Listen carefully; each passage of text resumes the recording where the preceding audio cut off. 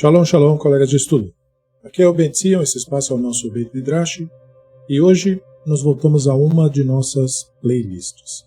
Estudo do Sefer Moreh Nevuchim, Guia dos Perplexos de Rabbeinu Moshe Ben Maimon, Zecher Tzadik HaKadosh Livraha. Nós estamos no capítulo 45, e o que acontece? Esse capítulo, ele é um marco dentro do estudo que nós estamos fazendo. Desde que nós iniciamos o guia, nós iniciamos informando para os nossos colegas o estilo do livro, procurando elucidar as técnicas de linguagem e técnicas de ensino do Maimônides especificamente.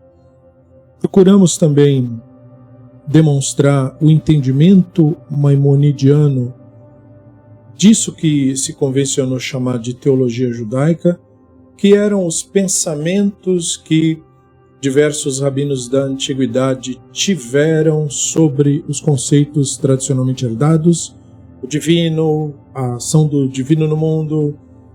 Eles herdaram histórias de profetas e visões e tudo isso.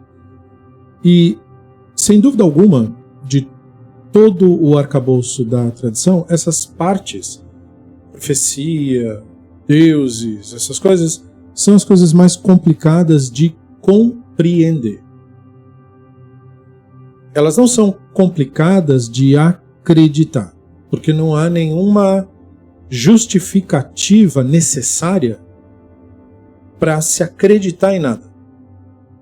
Você acredita no que você escolhe acreditar e os motivos são todos seus. No sentido de que você faz isso porque gosta, você faz isso porque se sente bem, você faz isso porque acha que é certo. Enfim, e qualquer motivo que você der é verdade, pelo menos para você. E não precisa ser para mais ninguém, porque no fundo é a sua vida. Então, o caminho maimonidiano não é o caminho de acreditar nisso.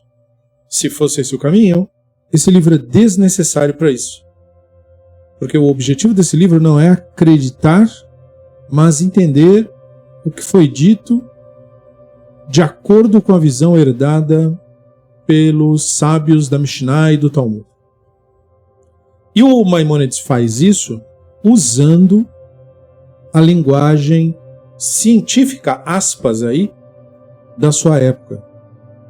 Ou seja, a investigação que se fazia sobre a realidade no século XII era principalmente pautada no pensamento aristotélico, na região que o Maimônides viveu, tanto em Córdoba, na Espanha, quanto no Egito depois.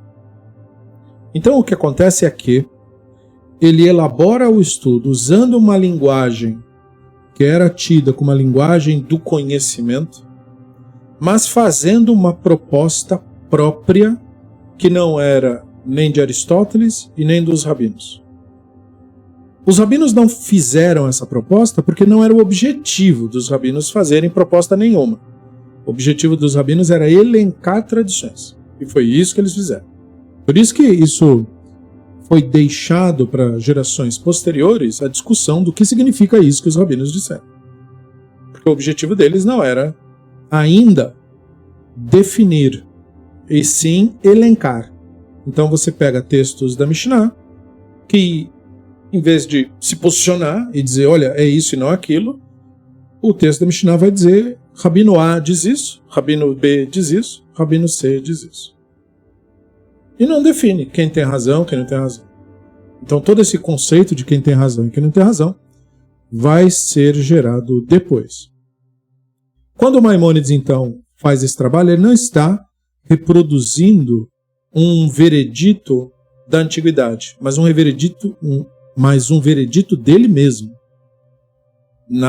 no papel que ele tinha que exercer, papel de rabino, no caso, é isso que ele era, né? Então ele reflete tanto a educação que ele recebeu do pai e dos rabinos da época, dos exilarcas e das figuras que vieram da Babilônia e de todo o contato que ele teve com o arcabouço tradicional, como ele também transmite ele mesmo. E ele quer fazer isso para mostrar para as pessoas que, além do que era popular, que era aceitar as crenças populares sem questionamentos e maiores entendimentos, havia uma outra possibilidade de viver a tradição, que era procurar entender as coisas que eram aceitas por mera crença e opinião. Então, para começar a fazer esse processo, ele falou que era importante você entender o que as terminologias significavam e significam para nós. Que as principais barreiras estavam nesse problema. Então ele elencou durante todos esses capítulos, esses 45 capítulos, o que nós chamamos de léxico maimonidiano. Ou seja, ele definiu para nós todas as terminologias que tinham sentido ambíguo como exemplo para que continuássemos depois dele juntando termos, palavras, ideias e conceitos e compreendendo que a maior parte das palavras da Bíblia hebraica não são de um único sentido. Então ele começou no capítulo 1 explicar o que era Tselem e Dimut, a imagem e semelhança, porque esse conceito foi popularizado por cristianismo, mais tarde entendido assim também no islamismo, e por outras pessoas que não eram da tradição, mas que por acaso liam a Bíblia e aí, enfim, tinham uma opinião a respeito daquilo. Era a ideia de que o Adão tinha sido criado com a cara do Deus. Ele era a cara do Deus. O Deus tem a cara dele, ou ele tinha a cara do Deus. E que o termo Tselem e Dimut apontariam para isso.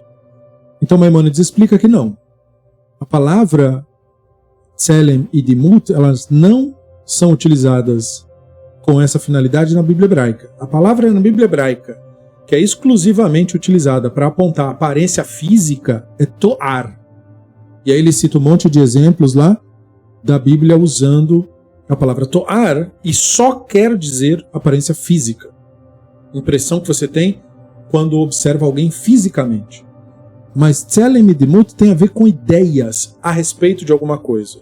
O conceito de alguma coisa.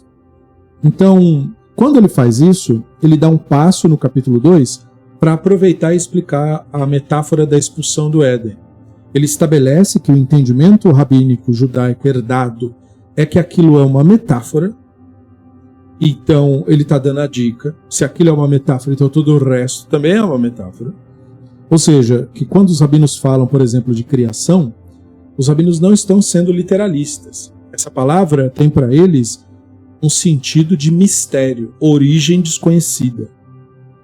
Ao mesmo tempo em que eles defendem que a posição do judaísmo é que o Elohim criou o mundo, o Rambam nos explica que isso é a mesma coisa de dizer a origem do mundo é desconhecida.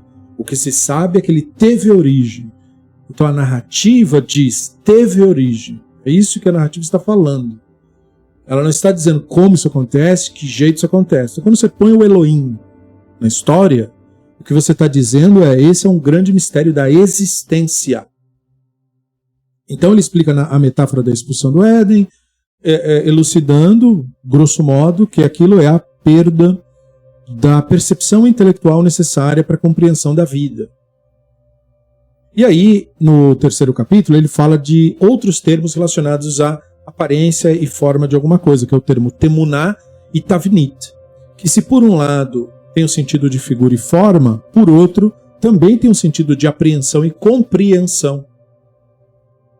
É que, portanto, não se pode sequestrar e dizer é esse, não aquele o sentido, porque você tem que ver os casos que estão sendo utilizados. Então, como saber? Né? Ele vai caminhando e nos dizendo que toda vez que esse termo, que tem sentido ambíguo, é usado em relação ao divino, ele nunca vai ter o sentido primeiro, sentido literal.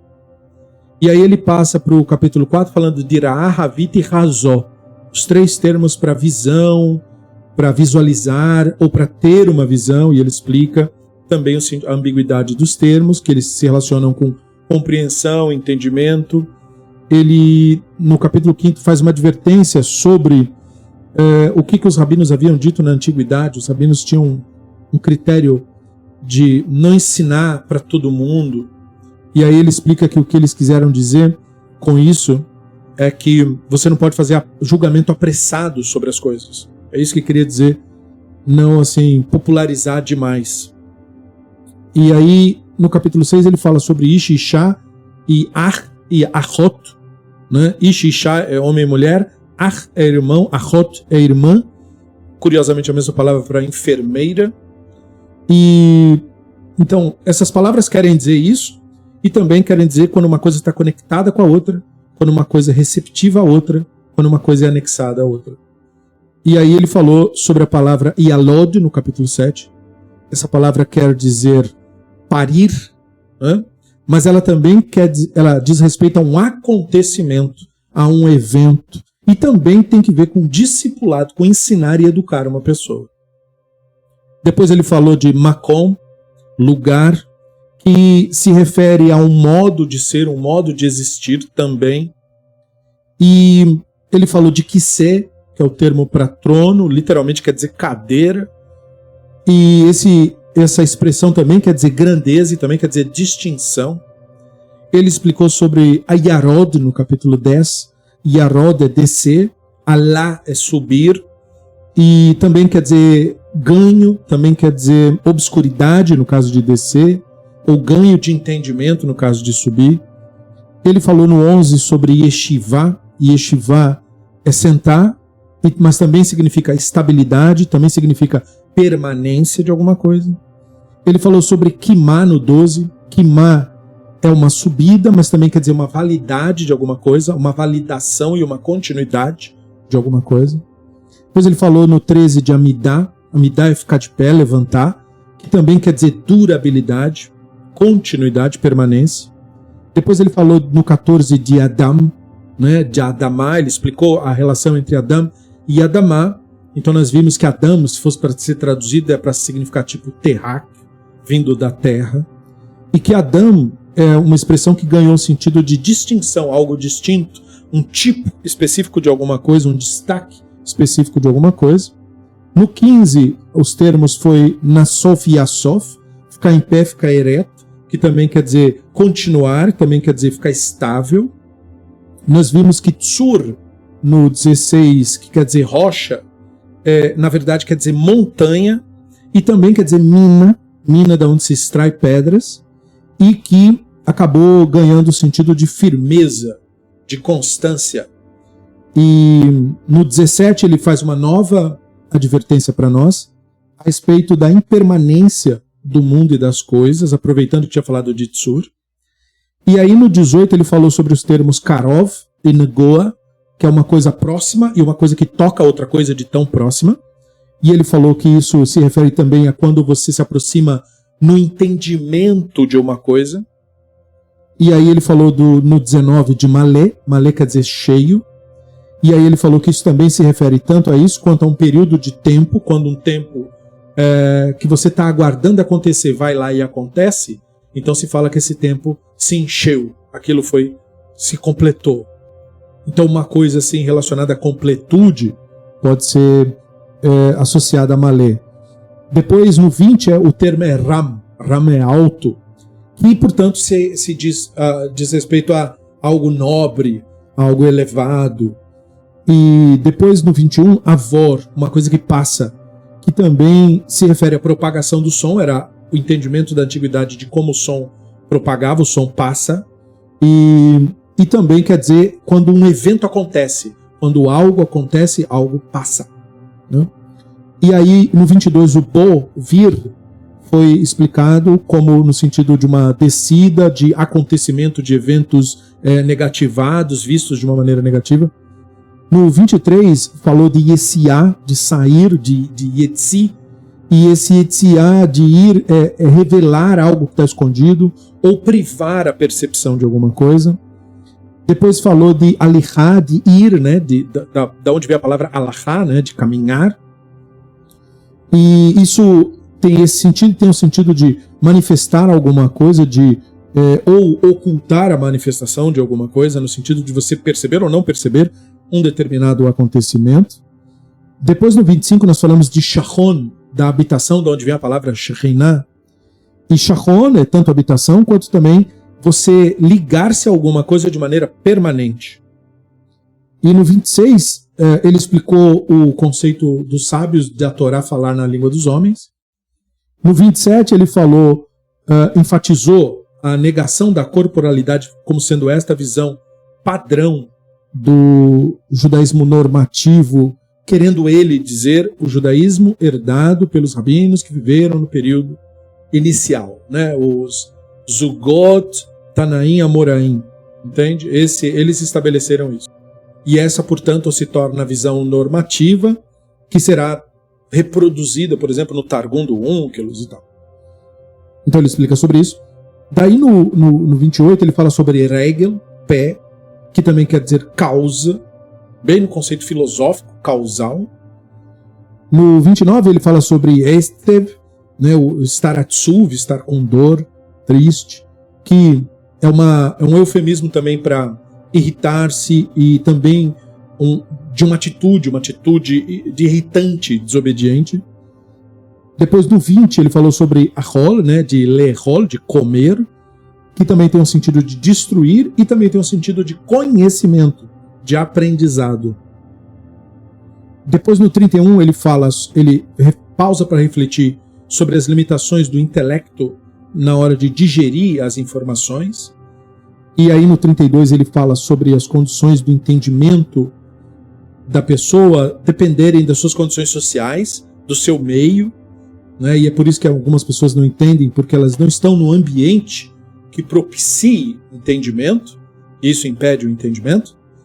No 33 ele falou sobre você inverter o método de aprendizado para possibilitar o aprendizado, quando os rabinos falam por meio de metáforas ou usam uma linguagem popular para falar alguma coisa, porque o conhecimento, digamos assim, na lata gera uma dissonância cognitiva desnecessária que atrapalha o aprendizado.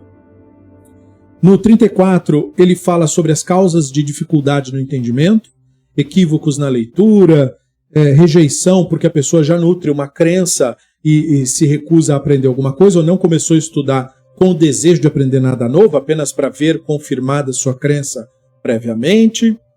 E aí no 35 ele fala sobre o método de ensino em linguagem popular, que é o método da Torá e dos rabinos, que é falar as coisas com antropomorfismo mesmo, e aí, infelizmente, isso leva pessoas a interpretar literalmente o que os rabinos disseram, e aí isso gera outros problemas, mas ele explica que isso era visto como algo inevitável, que era necessário fazer isso e que os rabinos tinham consciência de que estavam fazendo isso, porque a metodologia não era chamar as pessoas de burras, porque as pessoas não tinham a crença que os rabinos achavam certo, como muito professor hoje em dia faz, né?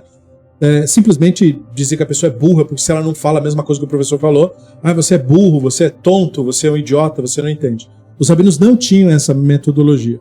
Os rabinos absorviam aquilo que a pessoa falou, mesmo que absolutamente equivocado, e dentro daquilo que ela falou, eles orientavam no sentido. Então, na época, para quem acompanhou, nós falamos a respeito daquele exemplo das pessoas dizendo que tinha um shedim em Jerusalém que estava causando doença em crianças. E aí um sábio da Mishnah foi até o local, investigou a situação, e ele não chegou nas pessoas e disse, vocês são idiotas, seus burros que acreditam em shedim. Ele pegou um copo d'água, né, um jarro d'água, colocou na porta e falou, todas as pessoas que tiverem problemas com shedim devem passar aqui tal e tal horário, 3 vezes ao dia, e lavar as mãos, né, dos filhos e deles mesmos, e não deve comer nada sem antes usar essas águas, porque essas são águas que afastam o shedim. Então, dessa forma, os rabinos conseguiam o coração de todas as pessoas, porque ele não estava diminuindo as pessoas, né? E aí as pessoas conseguiam resolver seus problemas e iam, então, se interessar pelo sábio, se interessar pelo que ele fala. E, como, né, ele é um grande sábio, ele nos ajudou concretamente. Então, o que nós vamos fazer agora? Nós vamos lá na escola dele, nós vamos estudar também. E aí você conseguir agregar mais pessoas para estudar com esse método, né? Então, o método de ensino popular era o método padrão dos sábios. E aí o Ramban diz que esse é o motivo de nós termos os livros do jeito que nós temos, e não, digamos assim, já apontando para onde deveria estar apontando. Porque não é assim que é o método correto de ensinar. Mesmo que você faça isso, só vai durar o seu tempo de vida. Mas os rabinos não estão querendo criar um ensino que dure o tempo de vida deles. Eles querem criar um ensino que durasse por várias gerações. E você não dura várias gerações chamando as pessoas de burras. Entendeu? Então, por isso a metodologia da Bíblia e por isso a metodologia dos textos serem como são. E tá certo, no sentido de que nós estamos aqui 1000 anos depois de tudo isso, 2000 anos depois de tudo isso, e de fato funcionou mesmo. Continuam falando do que eles falaram até hoje. Né? E no 36, ele fala sobre os termos de irá, né, de fúria, de ira, de ódio, quando eles são atribuídos ao divino.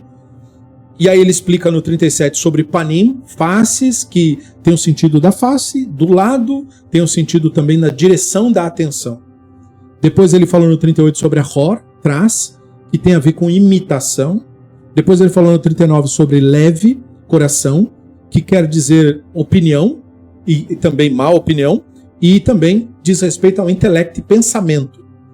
No 40 ele falou sobre ruach, que quer dizer vento, ar, e é um eufemismo para vida, por causa da respiração, e também significa propósito, vontade, e portanto acaba culminando no sentido de governo, tendência, influência.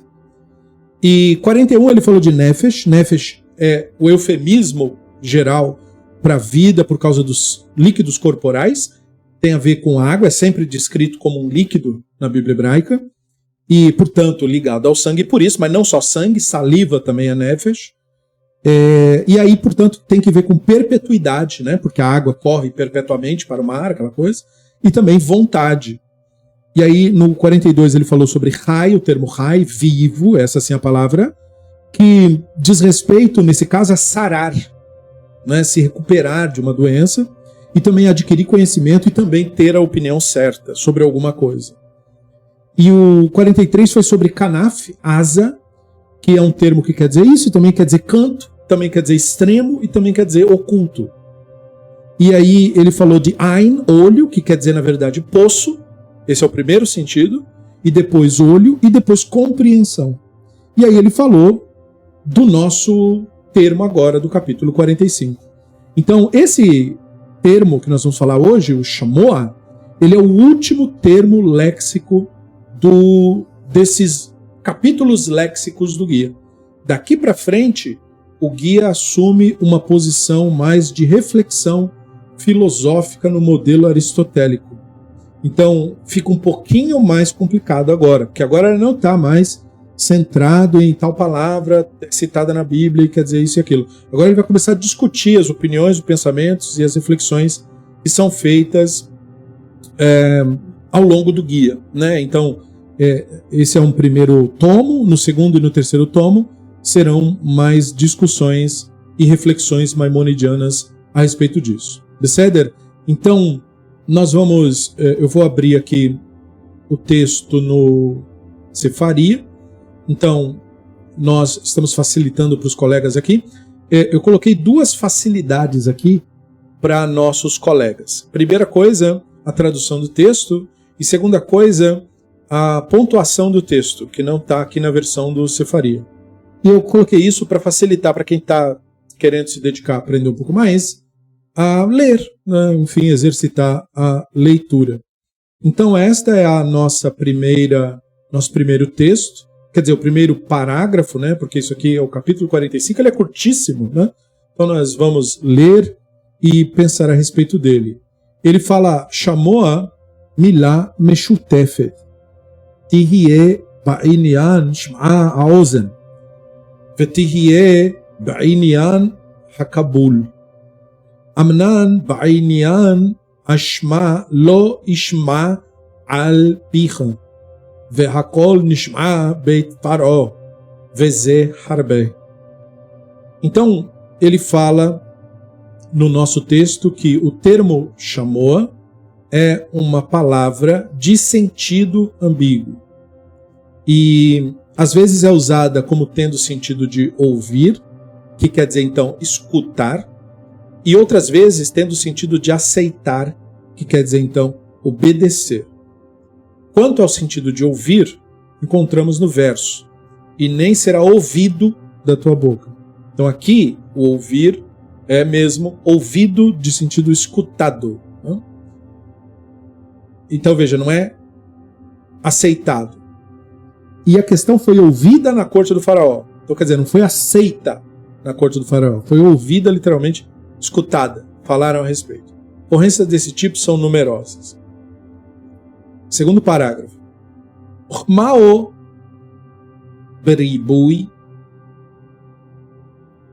גם כן שמוע בעניין הקיבול ולא שמעו אל משה. אם ישמעו ויעבדו ולכן הנשמע ולא שמעו אל משה. אם ישמעו ויעבדו ולכן הנשמע ולא ישמע את דבריך. De uma frequência semelhante é o uso do termo ouvir com sentido de aceitar. Do seguinte modo, e eles não deram ouvidos a Moshe. Então, nesse caso, não escutaram, e sim não obedeceram. Se eles ouvirem, ou seja, se eles aceitarem, se eles obedecerem e servirem, devemos então ouvir você? Ou então o outro verso, e não ouviremos, quer dizer, não aceitaremos tuas palavras. Porque não faria sentido dizer nós não ouviremos se já foi ouvido. Veihie ba'inyan hayedi'a goy asher lo tishma'a leshono pirusho lo ted'a dvaro.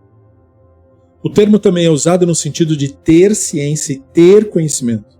Do seguinte modo, uma nação cuja língua não ouvirás, sendo a interpretação uma nação cujo discurso não conhecerás. Você não compreende a narrativa dessa nação. Vechol milat shmi'a shba b'chok ha'eloha im yira'eh mipshuto shel katuv shehu מהעניין הראשון הוא ספור על ההשגה והוא מהעניין השלישי ישמע השם ובשמעו את תלונותיכם.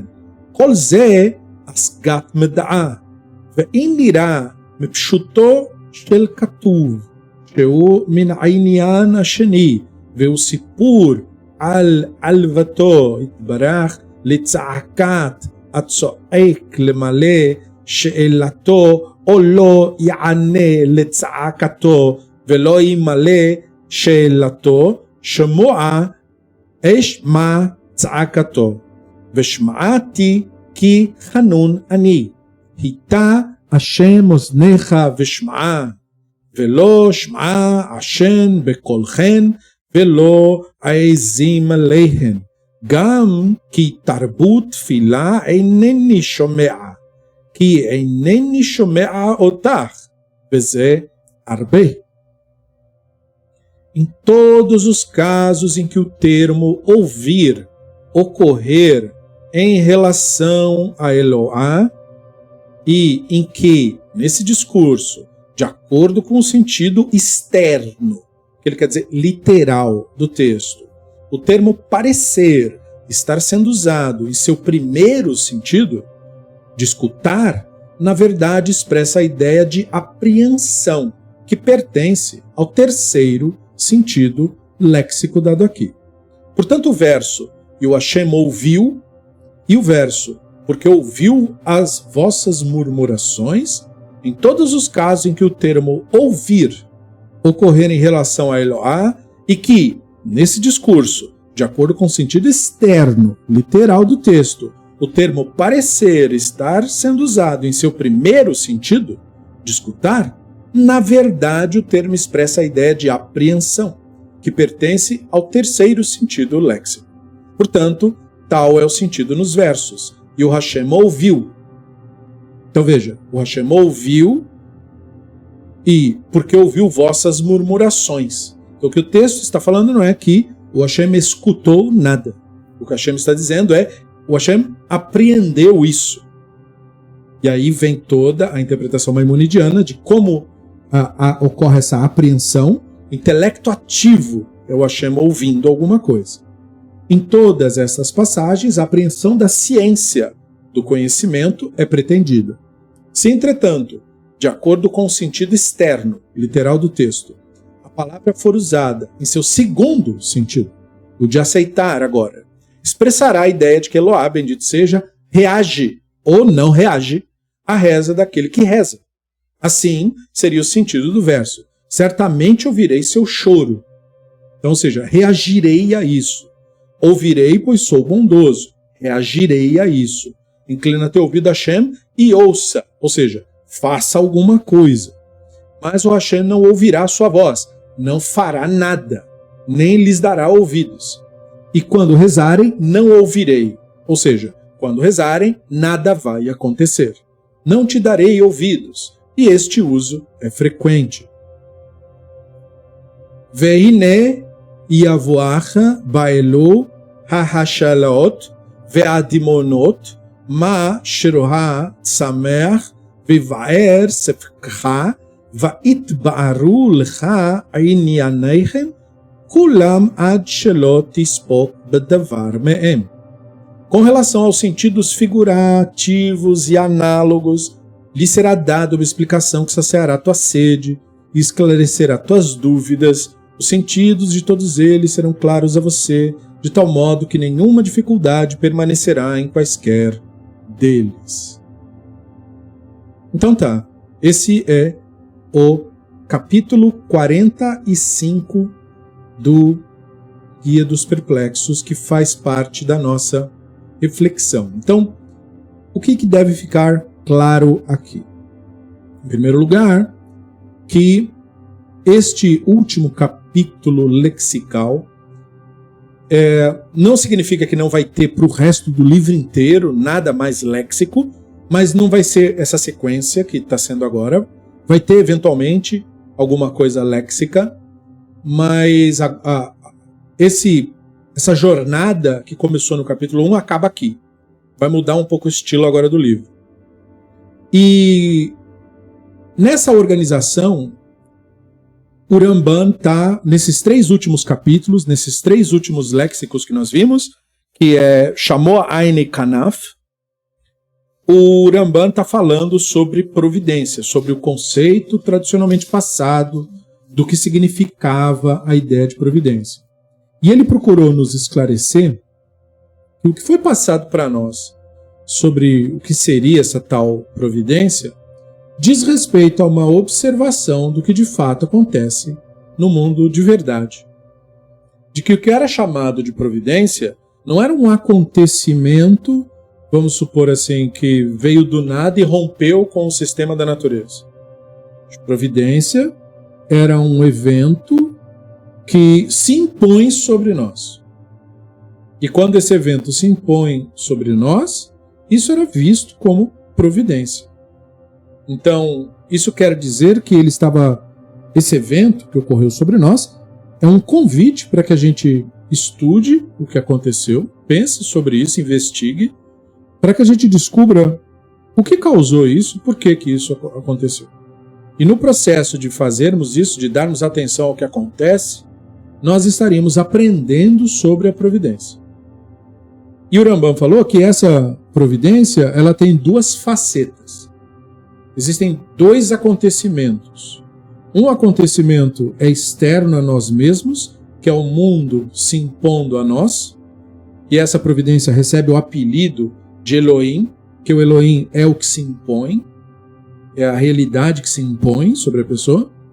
E a segunda providência é o que o Rambam vai chamar de intelecto ativo, que é o Adam. Então nós falamos que o Adam, que é o tipo distinto, né? Como nós vimos no léxico, isso é a manifestação, chamada manifestação do divino no mundo. O Adam é a manifestação divina no mundo. Por isso ele é a semelhança do Elohim. Porque ele é semelhante. Porque fora dele não há mais nada semelhante. A natureza não é semelhante ao Elohim. A galáxia, o universo inteiro, nós poderíamos hoje dizer, não é semelhante ao Elohim, porque não há essa semelhança. O que há de distinção, então, entre uma coisa e outra? Porque não se trata, veja aí, da majestade, da beleza, da grandeza, do significado. Não é isso. Não se trata disso. Porque se tratasse disso, Então nós tínhamos que dizer, não, a galáxia é um testemunho do Elohim, não sei o quê. Então, não foi isso que foi falado. O Adam é semelhança do Elohim, mas nada é semelhança do Elohim. Nenhuma lei física, nenhuma manifestação do universo, é especificamente Adam. Agora, Adam não é o bicho, não é o Ish, a Ishá, o Ar e a Rot, como nós vimos no léxico do 6, do capítulo 6. Ish e Ishá é o bicho, é a pessoa. Adam é outra coisa. Adam é o intelecto. Então, o Adam, ele pode, numa situação, estar presente e numa outra situação não estar no Ish ou na Ishá.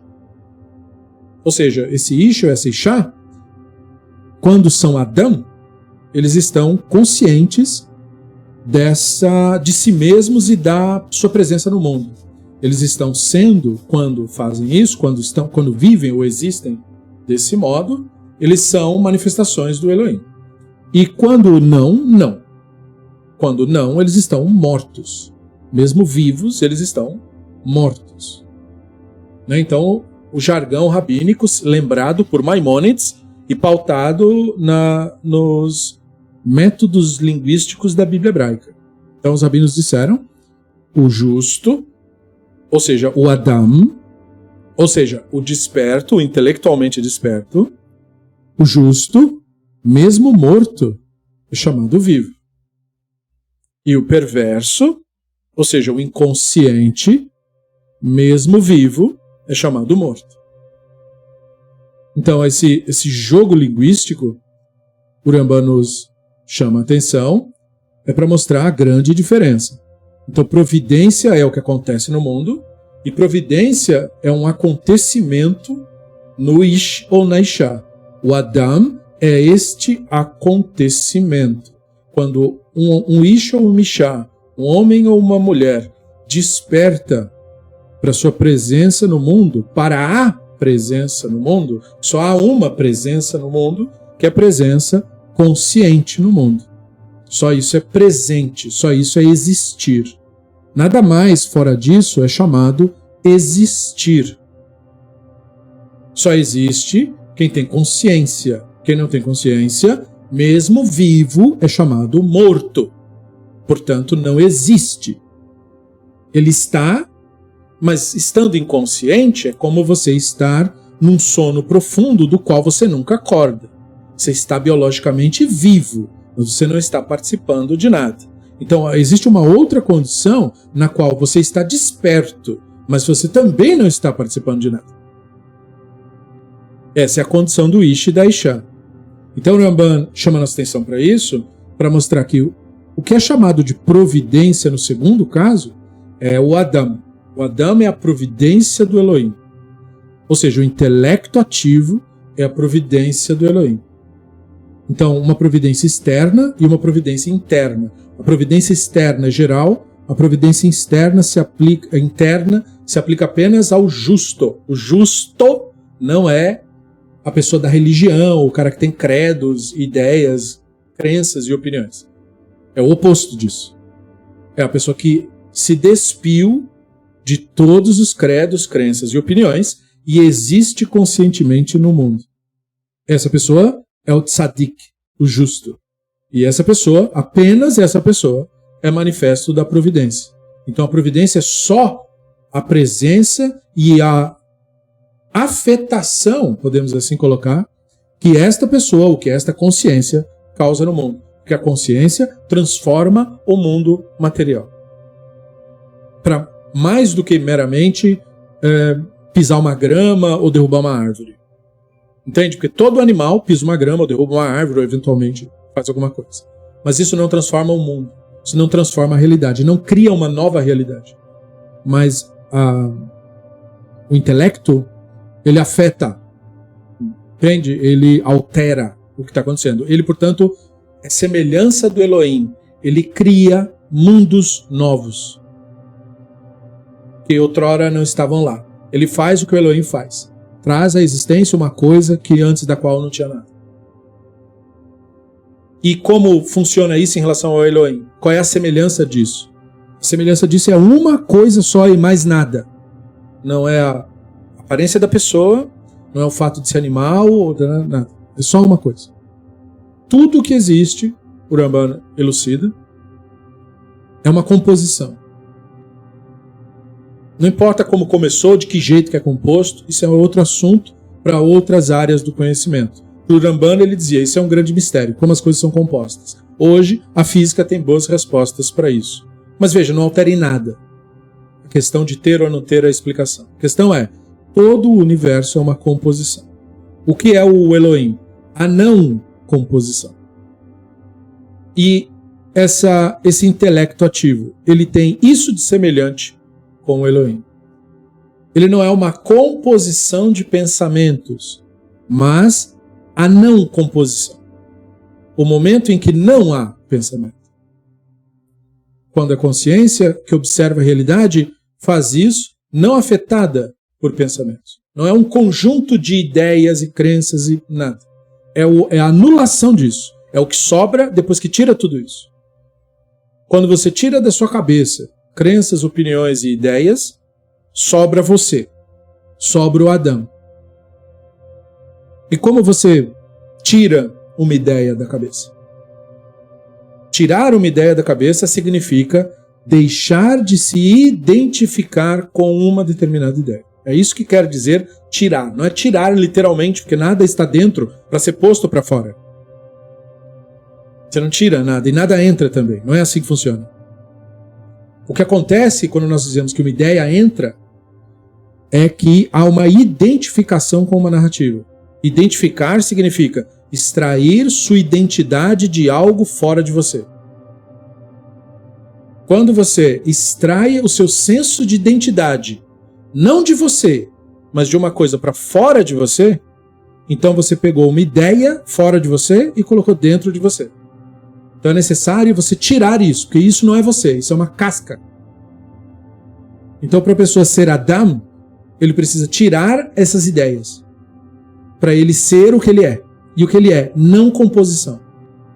Sem ideias, sem crenças, sem pensamentos.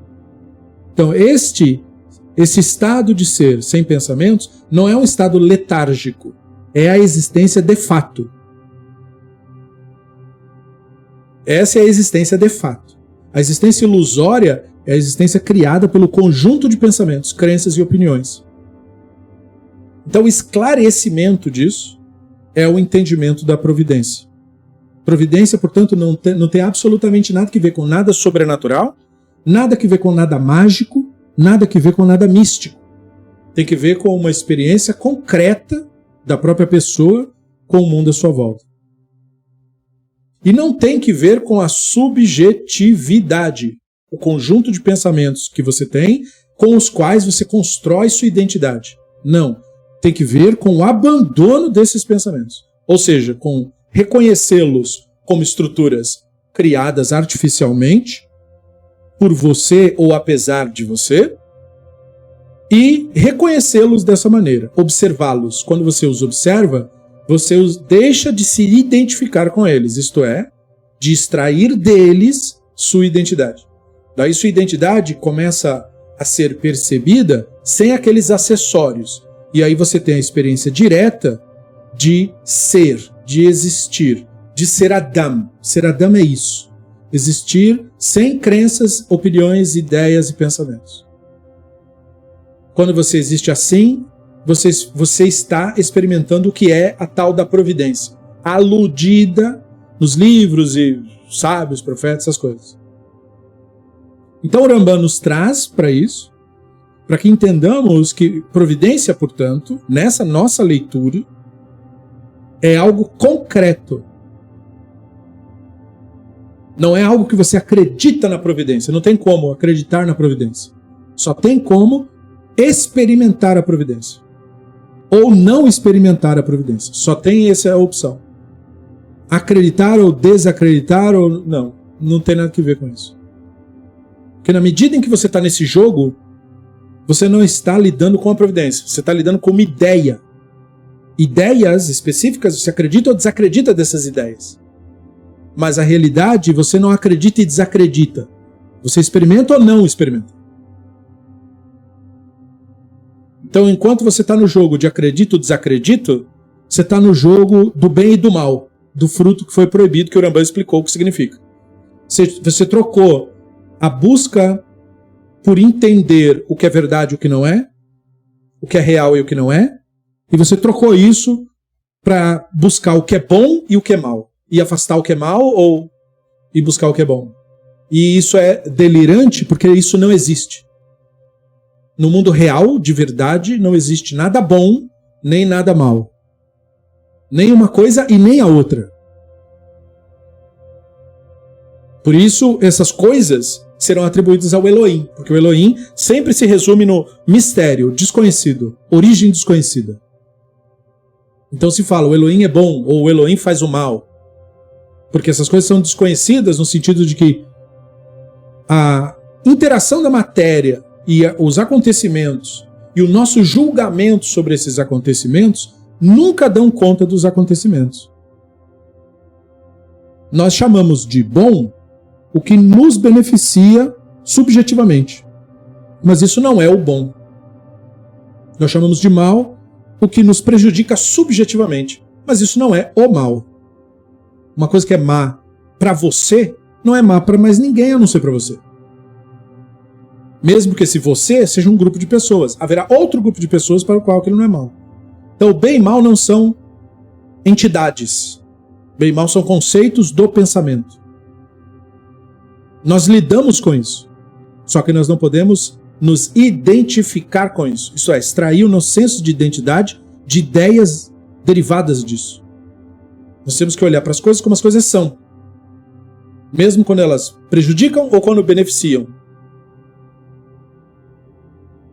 Como o Ramban lembrou, em dado momento, do sábio que tinha um anel escrito Gamze Yavor. Isso também passará. E ele falou pro rei que ele presenteou, toda vez que acontecer algo bom, olhe pro anel. E lembre, isso também passará. E quando acontecer algo ruim, olhe pro anel. Isso também passará. Isso não é verdade. Ah, e ocorreu uma coisa boa. Não ocorreu. De verdade mesmo, não ocorreu nada bom. Nem nada mal. E pare de buscar o bom e o mal. Isso não existe. Você está buscando delírios e ilusões. Então, esse entendimento maimonidiano é o avanço que ele propõe que se faça no entendimento do que é providência. E aqui ele nos deu a última palavra do léxico, Shema, Shmoa, que é da onde vem o Shema, de Shema Israel. E ele deu 3 definições: ouvir, aceitar e saber. E ele falou que nós temos que olhar para essas raízes e ver como elas são usadas no pshat, ou seja, no sentido simples dos textos. Então ele disse que quando um texto da Bíblia hebraica fala que o Elohim ouve, nós só podemos entender, de acordo com o que aprendemos dos sábios, que aquilo quer dizer o Elohim sabe. Mas em que sentido? Nós falamos em outras oportunidades já. No mesmo sentido de que os antigos diziam assim, ó, a natureza é sábia.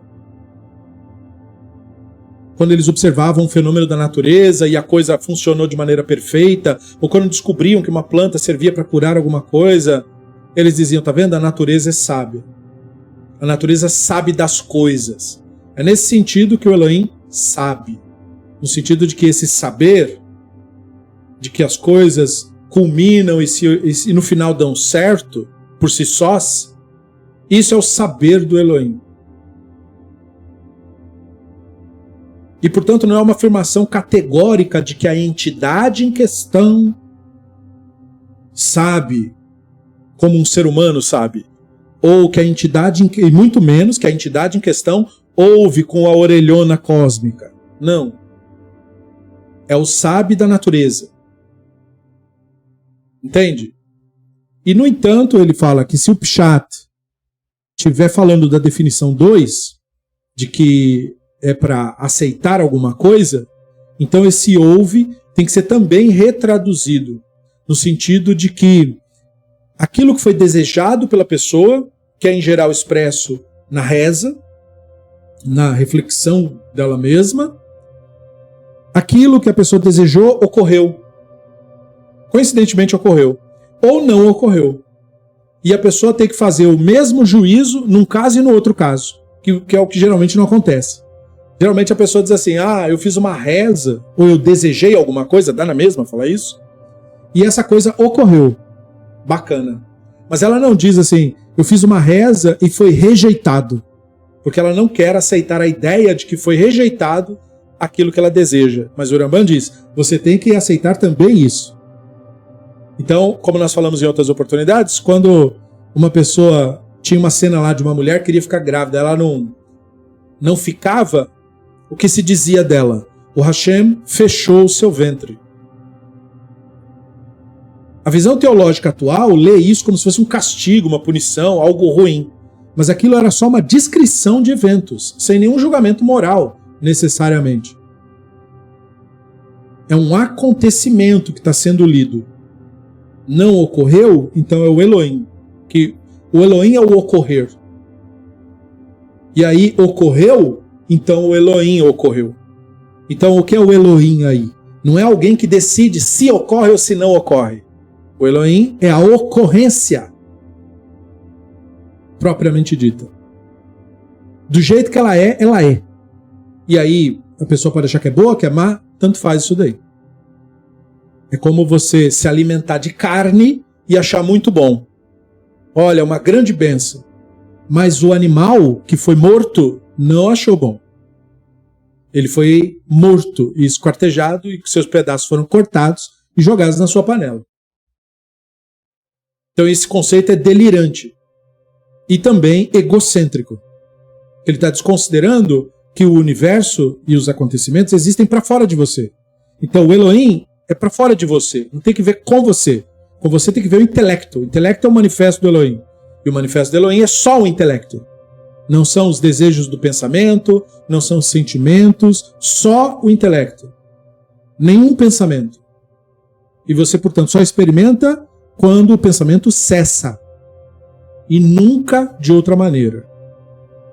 Então, essa providência geral que o Rambam lida é o conceito de que ele queria passar para os discípulos, que estudam suas obras e pensamento, de que não há alteração na ordem natural do mundo. Ou seja, não existem milagres. Não existem, nunca existiram, nem nunca vão existir. E o Rambam dizia isso com a Bíblia do lado. Que é um livro que todo mundo vai ler e vai falar, mas está cheio de milagres na Bíblia. E o Rambam olhava para os discípulos e dizia, nunca ocorreu nenhum milagre em lugar nenhum. E isso causava um choque no século XII. E aí fala, mas como? E aí, entendeu? Aí começava. E o que o Rambam está dizendo é a mesma coisa que quando ele coloca sobre a resposta da reza. Quando algo que eu desejei aconteceu, é que se diz, ele explica, que a reza foi ouvida. O Elohim reage, entendeu? No sentido de que a relação aqui não é causal. Ou seja, eu não tenho como determinar que porque eu falei isso, aquilo aconteceu, ou se aquilo aconteceu e eu falei isso. É isso que ele quer estabelecer. E nós sabemos que é isso mesmo, porque o Rambam, como refletia a visão aristotélica, ele, portanto, estabelecia, ele vivia e ele entendia que a natureza é imutável. Aristóteles determinou, nas suas obras filosóficas, que a natureza é imutável. Imutável em que sentido? A natureza é permanente. As leis naturais são imutáveis, não no sentido que não são alteráveis, mas no sentido de que elas não podem ser alteradas por efeitos para fora delas mesmas. Se alguma coisa diferente aconteceu no mundo, aconteceu dentro da natureza, nunca fora dela. É impossível alguma coisa acontecer fora da natureza. Então, se uma pessoa visse uma árvore andando, isso tem que estar dentro da natureza. Se uma pessoa visse um rio correr para cima, ou uma cachoeira, correr para cima. E isso tem que estar dentro da natureza. Não pode estar fora. É proibido pensar, né, na visão aristotélica, de que o que foi testemunhado está fora da natureza. Então, ou você se equivocou no que você viu, ou você não entende a natureza suficientemente bem para poder explicar o que você viu. Mas o que você viu está dentro da natureza, não está fora dela, porque não existe nada fora da natureza. Com essa visão, Aristóteles mudou o mundo. Porque o jogo antes de Aristóteles era justamente esse. De que havia a natureza e coisas que brincavam com a natureza. E Aristóteles colocou uma pedra e falou, não. Só há a natureza. Não existe mundo das ideias do Platão, que era o mestre dele. Né? Não existe esse mundo das ideias do qual viriam as coisas contrárias à natureza. Não. Só há a natureza e mais nada. Então, nós temos que investigar a natureza. O que o Rambana está fazendo é algo similar, mas elucidando o quê? O que chamamos de providência, a presença do Elohim no mundo, é a natureza e suas manifestações. Com o acréscimo de que há mais uma manifestação da natureza que era ignorada, que é a manifestação do Adam. Essa outra manifestação do Elohim, da natureza, é uma manifestação ignorada. Porque as pessoas tratam como se o Adam não fosse da natureza. Então, o Rambam faz uma equivalência. Como há a providência fora, há a providência dentro. Dentro não do pensamento. Dentro no sentido da consciência que somos. Do intelecto ativo. Essa providência é a providência que ele chama de particular. O motivo, você carrega ela com você. A outra providência é ela que te carrega. Por isso, a linguagem do Midrash, o Hashem é o Makom. Por que ele é chamado Makom? Porque ele é o lugar do mundo e o mundo não é o seu lugar. Então há um nível profundíssimo de reflexão nessa declaração. O Hashem é o lugar, não o objeto, não a entidade, o lugar aonde ele é o palco aonde as coisas acontecem, e não o dono do palco ou o ator do palco. Os atores somos nós, e o Elohim é o palco. Então, essa visão mostra que, por que então, se o Rambam pensava isso, por que ele não diz para as pessoas pararem de rezar? Né? Os radicais, né? Ah, é isso, então para, larga para lá, não sei do que. É uma infantilidade, você é adolescente birrento. É normal ser assim. Nós todos éramos assim em algum momento das nossas vidas. Fica com birra, normal. Nós somos birrentos até hoje. Que fique claro. Ninguém é senhor da não birra. Não tem isso daí. Todo mundo fica assim. Você tem que observar isso em você. Isso é birra. Entendeu? Ah, então se é isso, então vamos parar. Não era assim. Como nós falamos, a metodologia dos sábios, né? Isso, quem quiser, 35 do Guia dos Perplexos. A metodologia dos sábios não era descartar a população. Existem várias relações da psicologia com o rito, com a reza, no sentido de acalmar a pessoa, e as pessoas precisam de respostas imediatas para os seus problemas. Precisam saber lidar com as coisas naquele instante, que seja o que deve fazer. Então os rabinos não são aqueles que pegam uma criança e diz para ela, para, porque Papai Noel não existe. Ele não faz assim. Os rabinos não são desse jeito. Eles pegam e com aquilo eles conduzem ao entendimento. Com aquilo, sem tirar. Então os rabinos nunca iam dizer, mesmo compreendendo, nunca eles iam dizer, parem de fazer isso, não façam. Esse não é o método. Aqui, esse não é o método. O método é sentar com a pessoa, com aquilo, e conduzir ao entendimento dentro daquilo. É como eu comentei com colegas, para quem acompanha e lembrar, de um canal de YouTube que eu acompanho, onde eles pegam uma pessoa muito gabaritada, tipo um físico, teórico, e pedem para ele explicar em 5 níveis o que ele entende. Uma para uma pessoa especialista como ele, depois para uma pessoa idosa, depois para uma meia-idade, depois para um adolescente e depois para uma criança. A mesma coisa. Então eu pego um tema lá, buraco negro, explica isso para um profissional, explica isso para uma senhora, explica isso para uma pessoa comum, desconhecida, explica isso para um adolescente, agora explica isso para uma criança. Eu acho belíssimo esse exercício, porque é exatamente a proposta de uma pedagogia inclusiva. Que você não cria um castelo onde só os grandes alcancem ou os que concordam especificamente com o que você está falando. Ou que repetem especificamente o que você está dizendo. E quem não repete o que eu estou falando é um burro, é um tonto. Entendeu? Os rabinos não eram assim. Essa infantilidade, porém, é presente em todos nós. Nós temos que observá-la.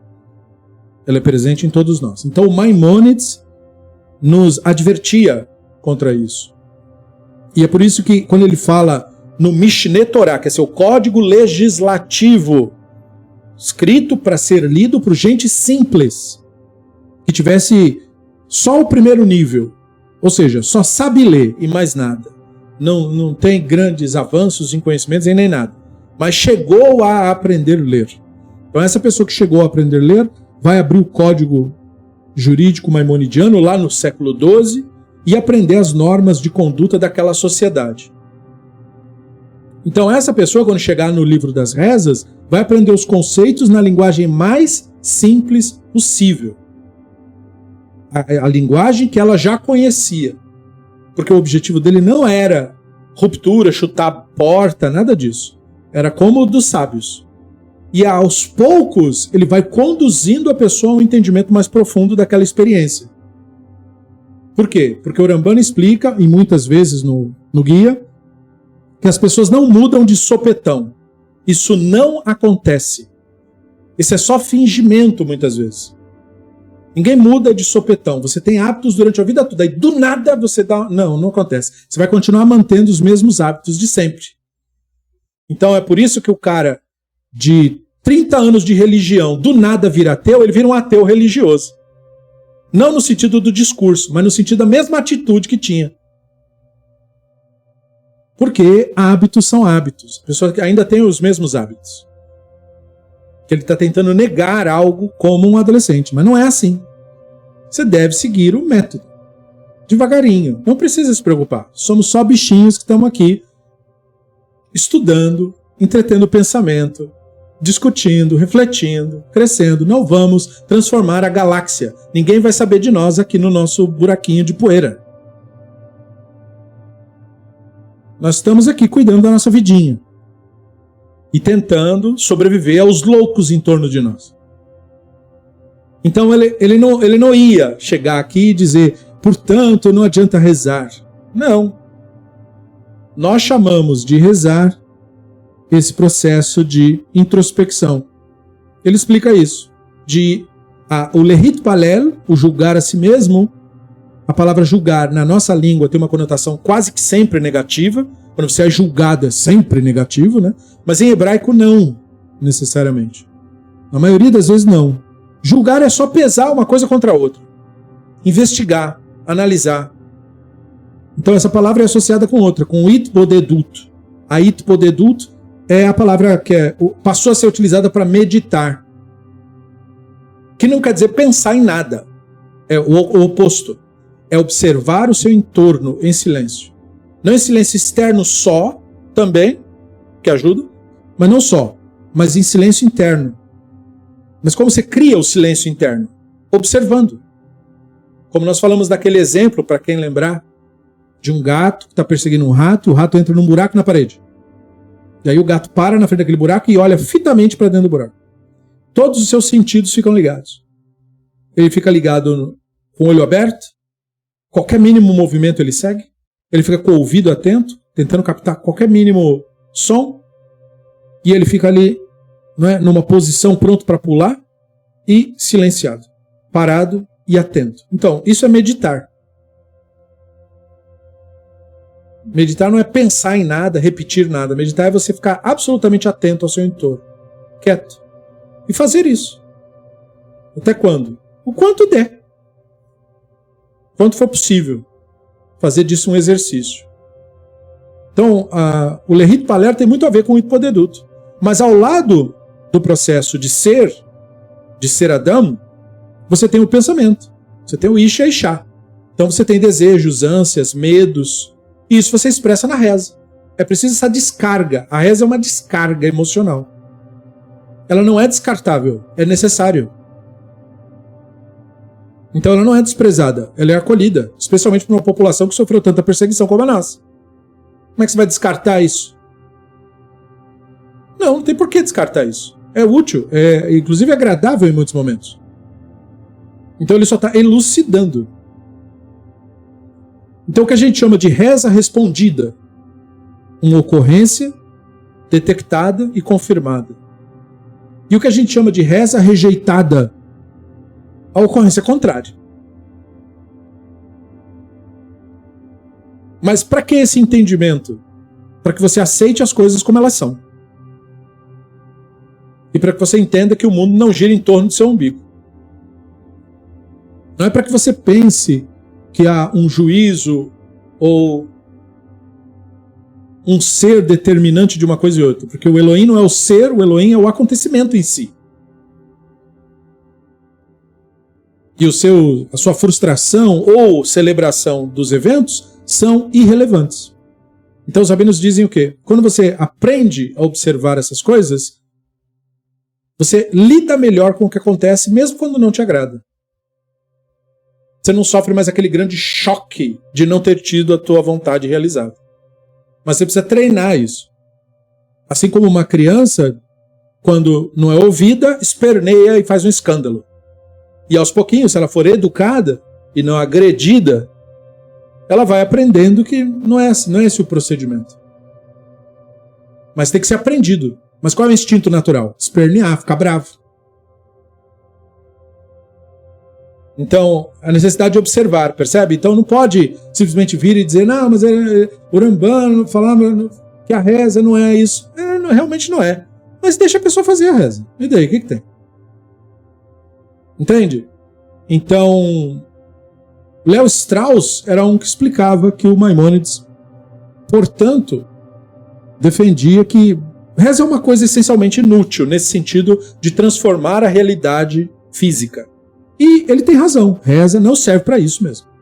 Só que isso não quer dizer não reze, porque reza serve para outras coisas. Não serve para isso, mas serve para outras coisas. Serve como uma oportunidade de você se centrar no instante, no momento presente, e, portanto, passar a ser Adam. Entende? Então, quando o Ramban falou no guia, lá na introdução, para quem lembrar,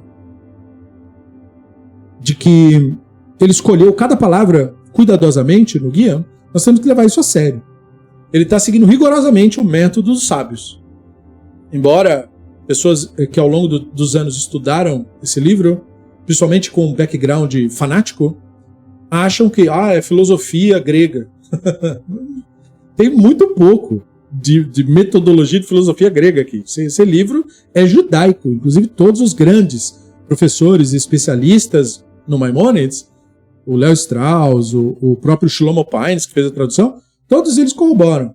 O Ramban não era o que as pessoas dizem, um filósofo grego. Ele era um rabino que manjava dessas coisas, mas era rabino, não filósofo grego. Porque o ponto de partida dele é a narrativa da tradição. E esse não é o ponto de partida do filósofo grego. Então, a ideia maimonidiana, quando ela não é maculada por ideologia fanática religiosa, é dizer que o Ramban não acreditava que o Elohim seja uma entidade e que essa entidade responderia a rezas lá do seu palácio de cristal. Isso ele não acreditava mesmo. Veja, o que quer dizer isso? Ele não acreditava que este era o ensinamento dos sábios. Então não adianta vir com, mas a Bíblia. Não interessa a Bíblia. Não interessa. Mas esse rabino aqui, mas o rabino Akiva. Não importa, uma coisa isolada. Quando você pega o conjunto da ópera, essa é a conclusão, diz o Rambam. Só que, mesmo assim, você tem que dar a concessão. Isso não quer dizer, é como você descobrir, por exemplo, que todas as construções sociais que nós vivemos, e isso é literalmente verdade, são meros delírios das pessoas. Você estudar sobre isso e descobrir isso. Todos os papéis sociais são falsos, toda a estrutura econômica é baseada em mentiras e falsidades, no sentido de que não é uma coisa concreta que existe de fato. É uma coisa acordada, é um mito compartilhado. E aí, ao descobrir isso, você então passar a... vou sair por aí, que nem o Diógenes. Vou morar num barril. Você pode ter essa atitude se você quiser. Ninguém tem nada com a sua vida.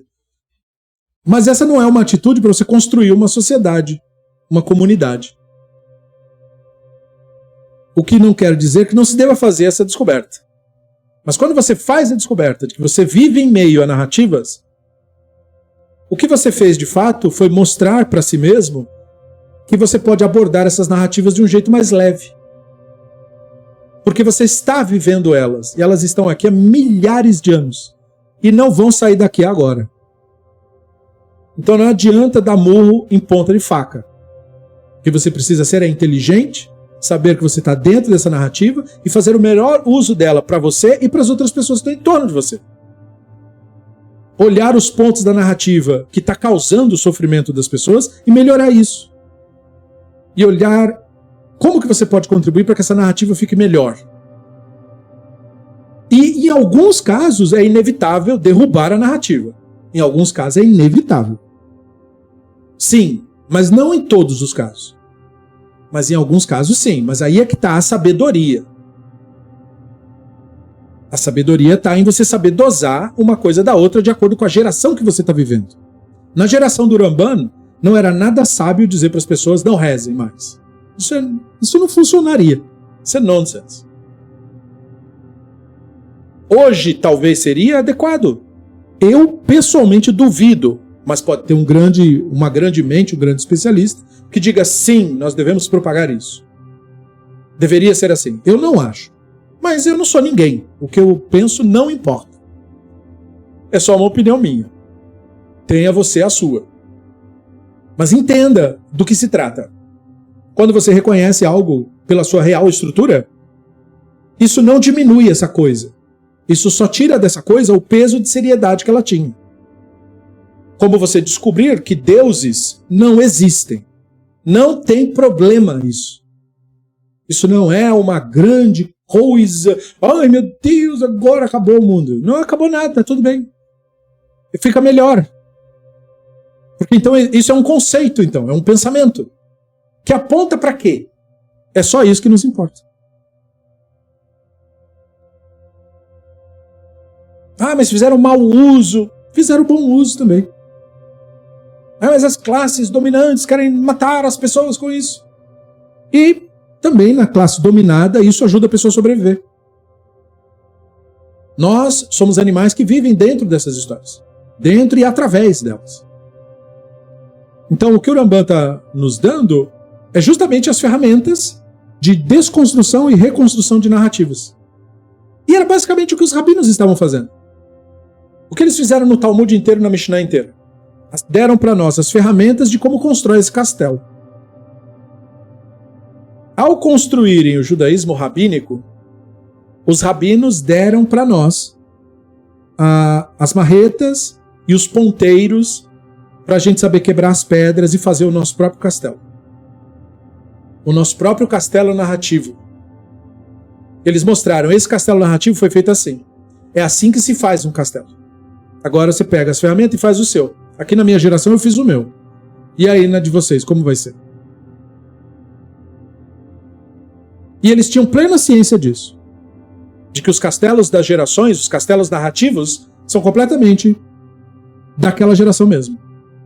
Quando o Rabino Akiva fez toda a sua construção do que ele achava que o do judaísmo deveria ser, a avaliação dos rabinos do castelo do Rabino Akiva foi dizer o seguinte: ele construiu montanhas e deixou elas penduradas em fios de cabelo.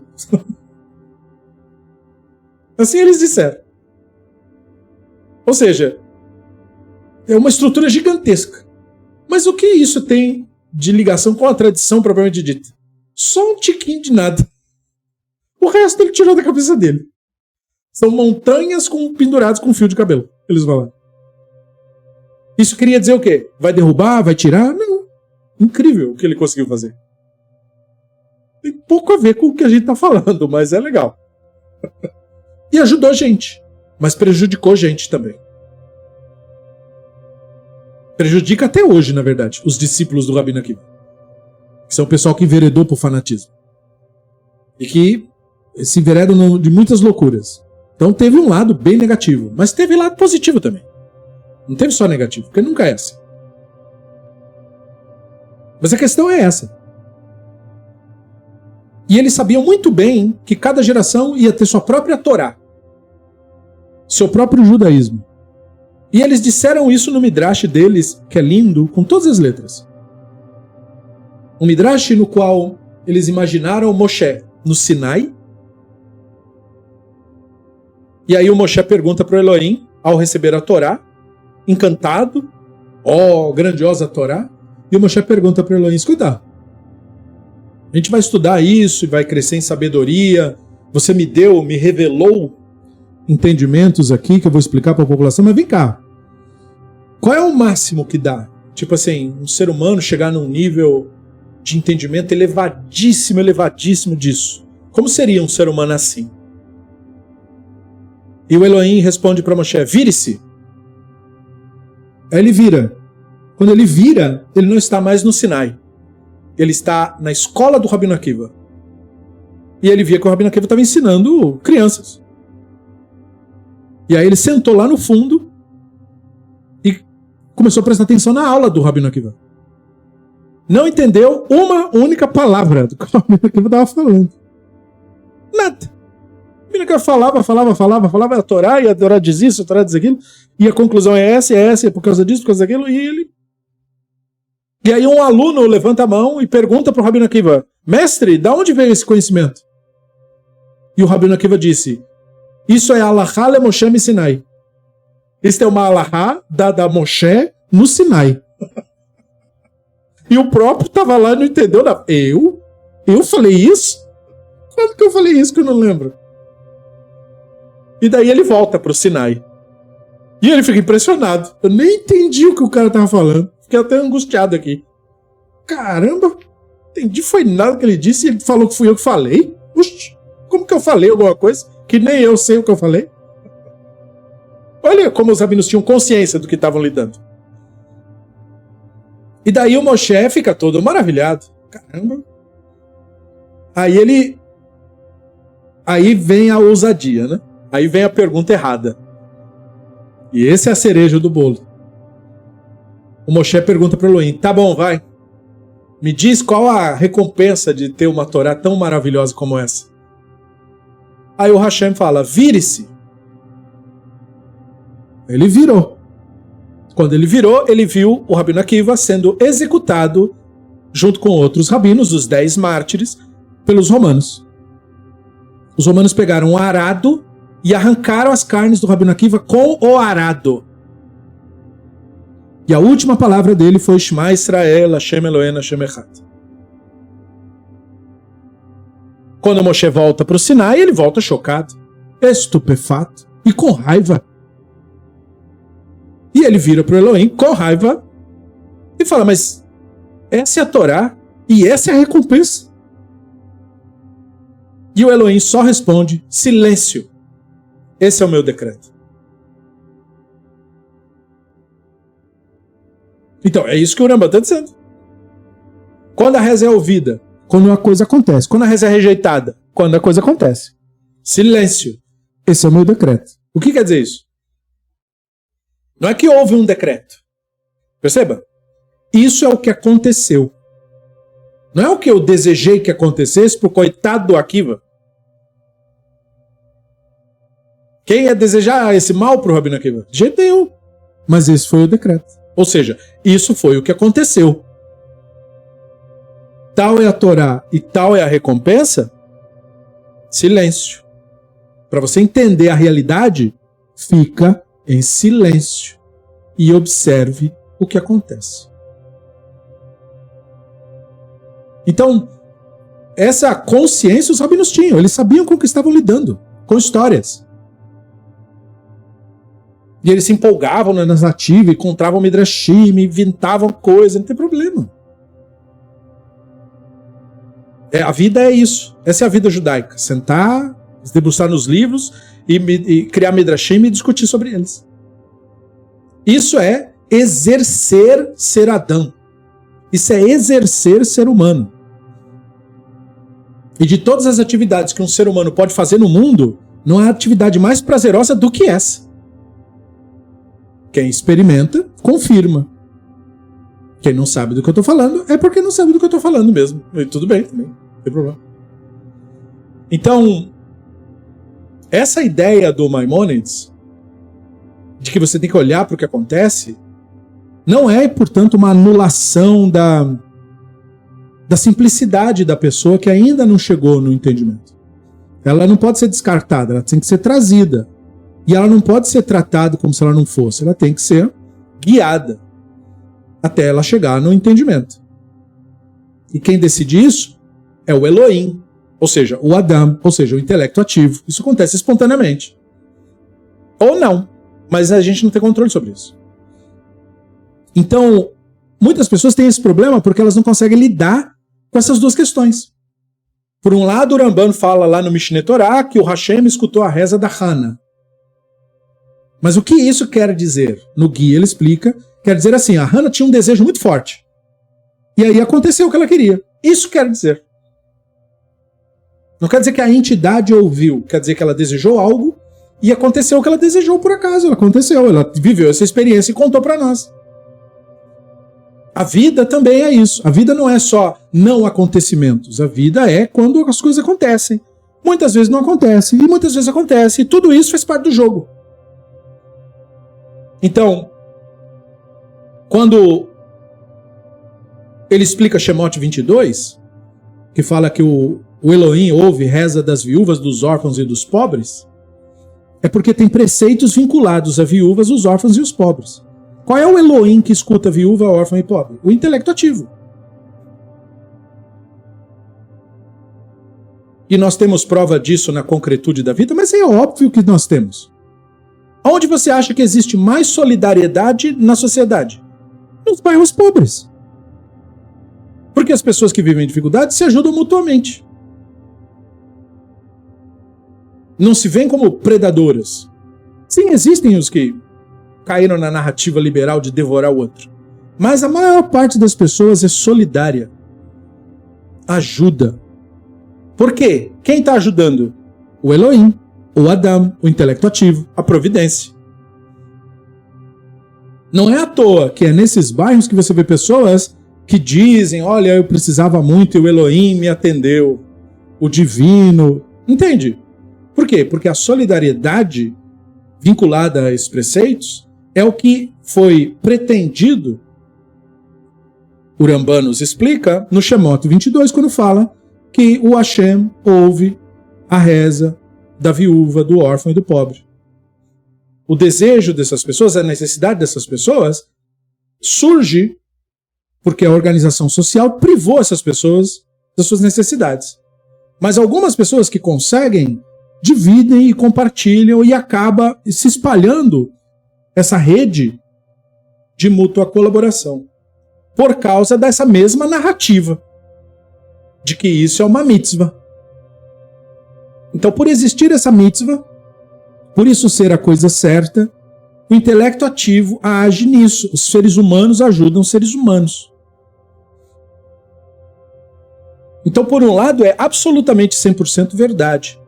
Deuses não ajudam pessoas. Pessoas ajudam pessoas.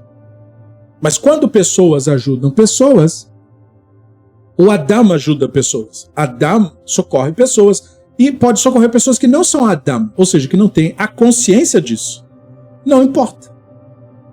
Mas o que faz em nós sairmos do nosso umbigo para nos preocupar com o outro, é o Adam que somos. Portanto, é o Elohim.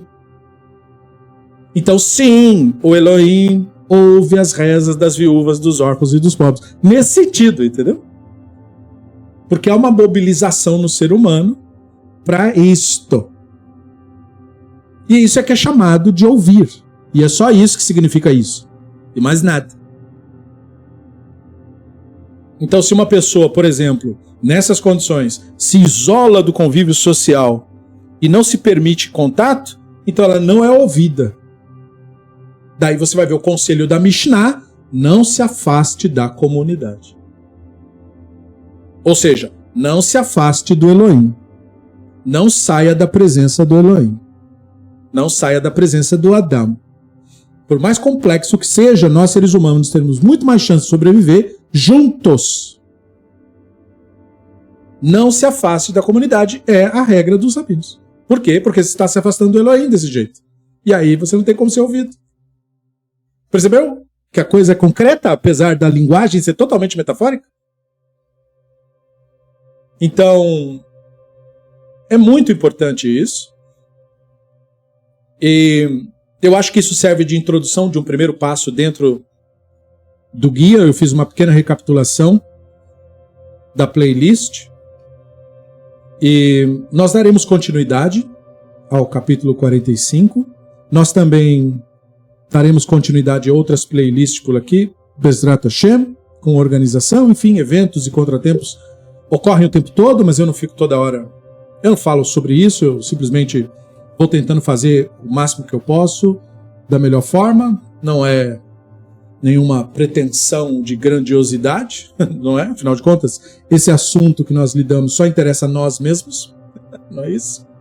Mas eu agradeço a você pela sua atenção, eu agradeço a nossos Havrutot, sem os quais o Beit Midrash Livre não existiria todos esses anos, né? Nós estamos muito bem e continuamos, graças a cada um dos nossos Havrutot, antigos e novos, temos novos Havrutot, colaboradores, existem os meios aqui na tela se você quiser participar também, absolutamente voluntário e só se for relevante e possível para você. Muito obrigado a todos os nossos colegas que acompanham aqui pelo canal do YouTube, descompromissadamente. Obrigado pela sua atenção. Se quiser fazer um comentário, faça respeitosamente. Peço que deixe o like, porque isso ajuda o vídeo de qualquer maneira, meio que uma norma aqui no YouTube, né?